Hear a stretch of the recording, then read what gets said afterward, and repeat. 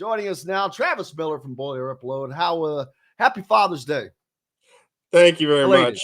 Yeah, thank you very much. I've got an 11-year-old son and had a good day with him yesterday. Called my dad and also found out this weekend I am going to be a great uncle soon, which makes me feel ancient. My nephew and his wife told the whole family that they are expecting a baby by the end of the year in late December. So older brother, of course, right? Or sister?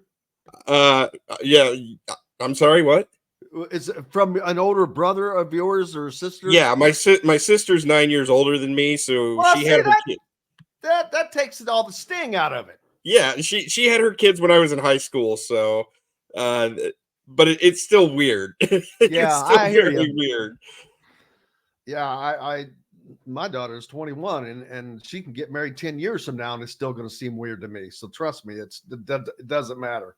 But yeah, I was talking a lot of football earlier, which I know you heard part of that, and looking at the Indiana schedule, and it's just mind-boggling because I stare at that schedule and I'm like, okay, I don't want to sound like I never want to sound like a homer because I'm not, but it's hard to not look at that Indiana schedule with 8 home games, and knowing what the buzz is, knowing what I saw offensively in the spring game. My concern is defense, but they open up with two cupcake games like everybody, like most, not Purdue this year. But then they go on the road to UCLA. Now, normally that would sound like a daunting task. I don't think that is a daunting task this year because they have lost an unbelievable amount of coaching talent, et cetera, et cetera. Indiana's schedule, which has been brutal forever because they played in the Big Ten East, has now, even though they've added teams like Washington, it's a lighter load. You've got Michigan and Ohio State still on it, but you've got a UCLA team that's in flux, a Northwestern team that's going to be playing on a soccer field, Maryland without a Tagovailoa. Nebraska is going to be that's one I'm considering might be a loss just because I expect them to really step up again. Washington lost it all. New coaches, new talent, new players across the board. Michigan State still in flux, although that one's on the road. That would be tough. Michigan, Ohio State, and then Purdue at home. So yeah, you probably heard some of it. I'm like, all right, it's sounding idiotic, some of the things that I'm saying that are possible for this team, because if I were to say that to a national reporter, they'd look at me like I had, 2 heads. And I get it because it just doesn't happen. And it hasn't happened. But things do seem to be different now with Cignetti, his staff. His entire staff has been with him for like 5 years or up to a dozen years. You don't get that anymore. Yeah, and it's going to be interesting. You mentioned how brutal the schedule is. I feel like Purdue and Indiana have swapped this year, honestly, in terms of scheduling. The Big Ten did Purdue one favor, and that is they do not have to go to the West Coast for a conference game. They don't play either of the 4 West Coast schools on the road, but I think it's because they play at Oregon State in the non-conference. And that game in and of itself is weird because you got an Oregon State team that lost so much, losing their coach, losing DJ Ulianagalele, I think that's how you say it. So, and losing their entire conference even. And Purdue still kind of gets to face Oregon State light because they play Michigan State, and the number of players that went along with Jonathan Smith to Michigan State. So it is by no means an easy schedule. You've got Notre Dame, Penn State, Ohio State, Oregon, all on there. Purdue has to go to Wisconsin, and Purdue has not beaten Wisconsin approximately since, I believe, what year was it that Martin Luther nailed the 95 Theses on the wall of the church? Sometime in the 1600s. I think that's the last time Purdue beat Wisconsin. But no, and you've got Nebraska on there, and I'm kind of the opposite on Nebraska. They got to prove it to me. How many years are we going to hype Nebraska? How many years are we going to hype that they have this savior? Even last year, this is a team that fell apart and blew a chance to make a bowl game. So prove it to me. Prove me wrong. I'm coming at you, Nebraska. You're going to have to actually win some football games and make a bowl game. They haven't done. They haven't done that. And I mean, when's the last time Nebraska made a bowl game? Like just made a bowl game. You just said it. When was what happened in the 1600s? No. So can Purdue get to 6-6 this year? I think it's possible. They're going to have to upset somebody, but that's what you want in year 2 of a new coach. You want to show improvement. You want to see them upset a top 25 team if there's going to be progress. They're going to beat Indiana State. I mean, that's one of those games that if you lose it or if it's even close, it's an absolute disaster. But they got a week off and then they host Notre Dame. Is that where the upset comes? That's a great chance for Ryan Walters to make a statement. And he's got 4 out of 5 offensive linemen coming back. He's got his top running back. He's got his quarterback returning. He's got some decent talent at receiver, decent talent at tight end. This is the year for the offense to step forward, and there's going to be a lot of hype for that Notre Dame game. I think it'll be very interesting to see what Purdue does. Then they go to Oregon State. I kind of think that's a game that they've got to win, and it's possible just because Oregon State lost so much and is a program that, you talk about a program in flux, goodness gracious. I mean, they saw their entire conference disintegrate before their eyes. I mean, they were throwing a schedule together as recently as 6 weeks ago. So that'll be an interesting one. In the Big Ten, I think they got to beat Illinois. They've done really well against them. They get Northwestern at home. That'll be a interesting game. They've got to go to Michigan State and to Indiana at the end of the year. I mean, you probably had to split one of those. It's going to be tough. But I think if there is improvement, they do get 1 or 2 upsets and they squeeze out a 6-6 against what honestly looks like a really, really difficult schedule. They're not going to win at Ohio State. Beating Penn State at home would be a shocker. Beating Oregon at home would be a shocker. But, you get one of those games where you beat a Notre Dame, you beat an Oregon, you beat a Penn State at home. I think that's a big step forward. Yeah. Illinois. I'm like, okay, what the heck? When Brett Bielema came in there, he made some differences, and you could see a positive kind of upswing in the first season, but the second season, was either a drop off or level at best. And I'm like, ooh, wow, didn't see that improvement there. That not only did you not see the improvement, I mean, I would consider that a drop off. And I'm like, So Illinois has been a little bit of a surprise, but now that we don't have to worry about divisions anymore, it doesn't really matter, which the divisions were stupid because it did not matter who you played from what division, they still counted against you, your overall record, which I'm like, well, that's ignorant. Why do you even have divisions? It's beyond stupid. But yeah, Illinois, they're just not doing it for me. Northwestern, I think that they're in flux. It's like they're playing on a soccer field. I mean, that's gotta have to be weird in and of itself, going out there every game and playing at like some community college or something. You're a Big Ten program and you can't even talk the Chicago Red Stars or whatever the hell they are into borrowing their soccer stadium for a year. Really? Well, they're trying to get rid of build a new stadium for the Bears. Hell, just go down to Soldier. Why can't you go to Soldier Field? I know it's a massive deal, but I guess that's it. You don't want to play in the stadium that's got 5,000 people in it that holds 70, I guess. Yeah, I have no idea, but I mean, they did they did perform pretty well last year, and I think Dave Braun very much earned his Big Ten Coach of the Year award because that was I mean, Northwestern was not expected to do anything last year, and they won 8 games. I'll give them all the credit in the world.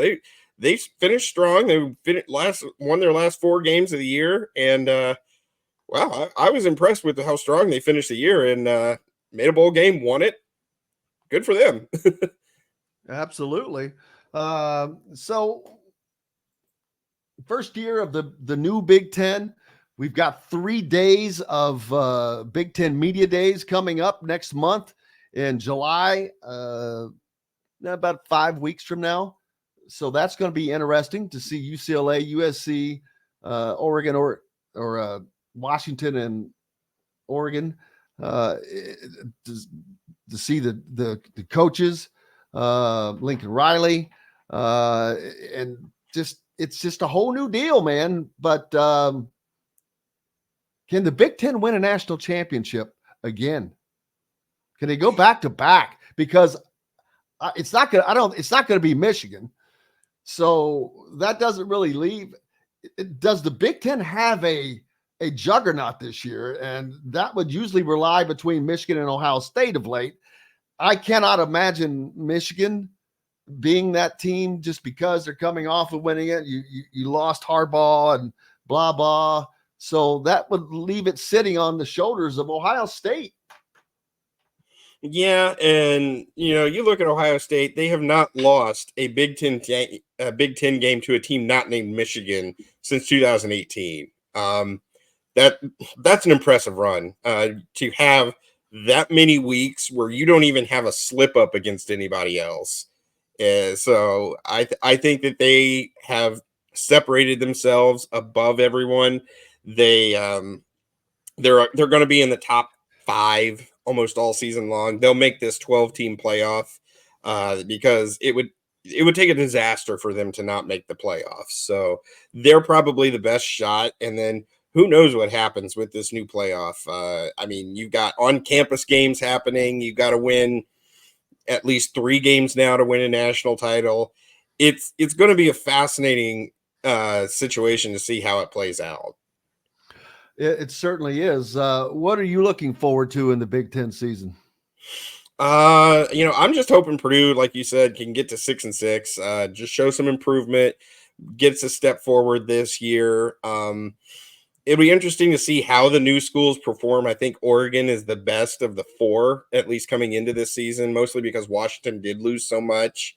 USC has not really impressed me in recent years. UCLA has been kind of down, and as you said, they lost a lot, but it just does not feel like the Big Ten anymore. It really doesn't. With 18 teams, you're not even playing about half the league. You talk about how the divisions didn't make a lot of sense. Now, how can you have a conference championship when you don't even play half the league? And who knows what year a team is going to have a schedule break where they can, they might win 8 games and make the title game, whereas another really good school just has a brutal schedule and might only win 6. So actually, who knows? That's a great question because it lays into getting a little crazy here because I know what I'm talking about when I say I'm talking about Indiana football. So I understand the scope and the breadth that we are talking of not success over the years. But as I stare at that schedule, 8 wins are very, very attainable. But let's not say 8 wins. Let's go to kind of crazy land for a second. The Michigan and Ohio State are 2 games, and I'm like, oh, okay, well, you got to count those as losses. If you're just looking at, a coach is not going to, but from my perspective right now, that may change after, week 5, 6, who knows? But right now, you look at that schedule and you see 2 losses. Can they beat Nebraska? Yeah, they can. But odds are they're going to slip up here or there. Something's going to happen. But for argument's sake, let's say they went 10-2. They were able to get by everybody. They've got 8 home games, Travis, as well. So don't forget that. And Ohio State's on the road, of course, so that's a loss. Michigan at home, I'm saying that's a loss. But let's say they go 10-2. Michigan loses 3 games. Man, I don't know what their schedule is. Let's pretend they have a tougher schedule, which would be unusual by the Big Ten to do that. But in like a team like Indiana could end up tied for second place in the conference easily with a shot to play for a Big Ten title. As crazy as that sounds. And it does sound crazy. Trust me, I know. So I'm not standing out on this homer board here, but with this schedule right now, it's wacky, but it's also partly because there's no Penn State on this schedule. They don't have to play the Nittany Lions. I don't know what their schedule is, but there's only 2 teams that are going to get to play for the conference championship. And depending upon what the tiebreakers are, how crazy would it be to see a team, not Indiana, it could be Nebraska, I don't know, but to see a team like Indiana with a schedule like they have this season, 8 home games, go 10-2, do not have the slip ups against the Nebraskas, against at UCLA, and wind up in a stinking Big Ten championship game. I mean, I know it would be ludicrous crazy, but it's not out of the freaking question. It would be wild. And you mentioned Michigan's schedule. I brought it up. I find it very, very interesting that they're starting with Fresno State and Texas. That Fresno State team is good. They have won, I believe, Kalen DeBoer team. Yeah, I think they've won 19 games over the last 2 seasons. They came into Purdue last year, beat Purdue in the season opener. Obviously, it wasn't a fantastic Purdue team, but they came all the way from the West Coast, got a paycheck, and ended up beating a Big Ten team. And they are not afraid to play any of these larger schools or anything. I think they beat UCLA a couple of years ago. I'm not saying they're going to walk into the Big House and win. Obviously, that would be a stunner. But with the transition that Michigan has gone through and with what they lost, you just never know. And then they turn around and play Texas the next week. I mean, that's pretty wild. And, playing a major foe in your second game, and they still got to go to Washington. They've got to play Oregon.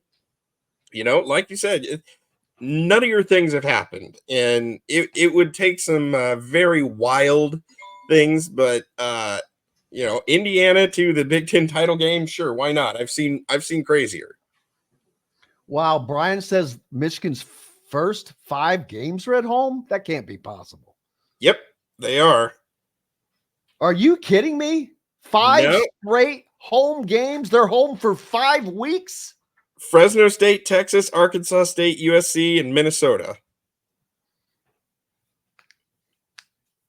Wow.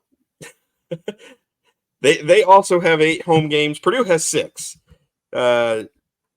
Mostly because Purdue's got some contracts with non-conference Power 5 teams. They've got some really interesting contracts out for the next 10 years. They've got Wake Forest, North Carolina coming up. They've got back ends of home and homes with Vanderbilt and TCU, where they got to go on the road. They've got Mississippi in 2034, I think it is. But by 2034, that might be a conference game for all we know. Who does? Who has the Ole Miss? Purdue. When is that? I think it's 2033 and 2034. We've got a home and home with them. But like I said, that could be a conference game by then. My daughter's at Ole Miss right now. She could be a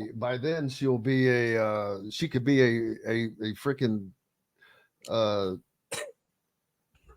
professor at Ole Miss. Who knows?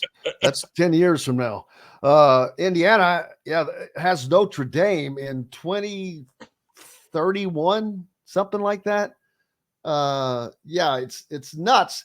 but it also cracks me up because all these games that are scheduled so far out, and I'm like, yet here they are always constant. The last couple of years, we've seen these schedules had to be jacked around and changed. Why doesn't Notre Dame just join the freaking Big Ten? Gee whiz, get it over with. This need to be independent it's to me, it's run its course. But you know what? Whatever. To me, they're given too much. They're always included when you're talking about championships. Well, all of these so-and-so teams and Notre Dame. Well, screw that. I think they should say that, hey, you have to, if you want to play in this championship, you have to play in one of these conferences, which never going to happen. But if they're going to commit to playing 5 stinking ACC games, why not just go ahead and join the Big Ten, double your income? You're playing a third probably of the teams that you're already scheduled as it is. So, and it's just that is a natural fit. 5 Left says never. I think if they were going to get him, it was back in the 90s when there was serious talk of adding him as the 12th team long before Nebraska came along. And I can't remember what year it was. It was after Penn State was added, but before Nebraska. There was some serious discussion of adding them, but it never came to fruition. But hey, they're in the Big Ten in hockey, so we can say they're part of the Big Ten, I guess.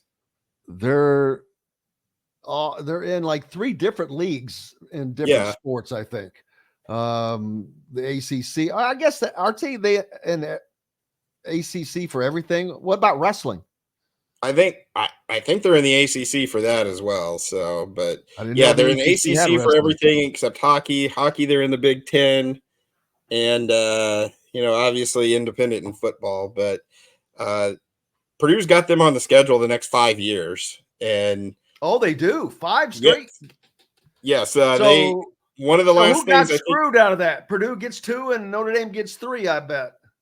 No, actually, it's part of a 6-year deal. They've already played one of the games at Notre Dame in 2021. Okay, so it was a 6-game deal. All right, so so it's 3-3, but 3 out of the next 5 will be in West Lafayette since the first game was in South Bend in 2021. Someone asked if Notre Dame joined, who would the next team be? Florida State, and someone else said I'd prefer to add Louisville before Florida State. Let me tell you, Louisville will never be. I should say never, but Louisville will not be a part of the Big Ten. They do not have the academics. Here's my bold take on this. Academic. Here's my bold take on this. I think you'll like this. I think within 10 years, you will see the Pac-12 reformed and the conferences shift back to what they were for everything but football. I think it's coming where you're going to have football just kind of break away and be its own thing with its own conferences and everything else. And the rest of college sports will get back because the travel and the wild scheduling, I think it's going to be too much eventually. It is ridiculous to have a men's basketball game, have Rutgers play at UCLA at 11 o'clock Eastern time on a Wednesday night. Absolutely. But they're not going to schedule it like that. I highly doubt that comes to fruition. I think that they will. That game will be a Saturday game. They'll do something. They'll make it to where that's not the case.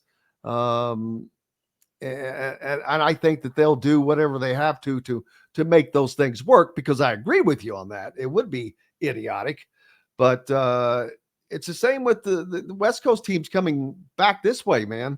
I think it's going to be too much eventually. I really think it's going to be too much, and it's going to put too much of a stress. And I think, and it's not just the Big Ten. I mean, look at the ACC with Cal and Stanford. I think. I have no idea. I have no inside information on this, obviously, whatsoever. I think there will just be a breaking point where football will break away, and you'll see the conferences kind of coalesce back to where they were for, before all of this really all hell broke loose. Hello, everybody. Jim Coyle with Indiana Sports Beat Radio, and thank you for enjoying our content and videos. And make sure you hit that subscribe and notifications toggle so you don't miss out on anything, whether it's Indiana Hoosiers, the Boilers, the Colts, the Pacers, Indiana high school action, whatever's happening in sports. We're trying to bring it all to you, and make sure you don't miss out on a thing. Again, hit the subscribe button for us. Helps us out a ton. We appreciate each and every one of you. Thank you so much.